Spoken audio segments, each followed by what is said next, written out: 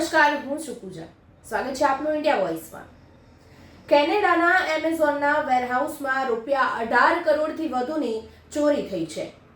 5 આરોપીઓની ધરપકડ કરવામાં આવી છે. આ 5 આરોપીઓ ગુજરાતી છે, જેમાં 2 મહિલાઓ પણ સામેલ છે. મળતી માહિતી અનુસાર ઓનલાઈન રિટેલર એમેઝોન પાસેથી કથિત રીતે આશરે $2 મિલિયન કિંમતની વસ્તુઓની ચોરી કરવા બદલ એજેક્સના એમેઝોન ફુલફિલમેન્ટ સેન્ટરના 2 કર્મચારીઓ સહિત લોકો સામે ગુનાહિત આરોપો મૂકવામાં આવ્યા હોવાનું ધ કેનેડિયન પ્રેસના એક અહેવાલમાં જણાવાયું છે. આ તમામ 5 આરોપીઓ ગુજરાતી છે અને તેમાં 2 મહિલાઓ પણ સામેલ છે.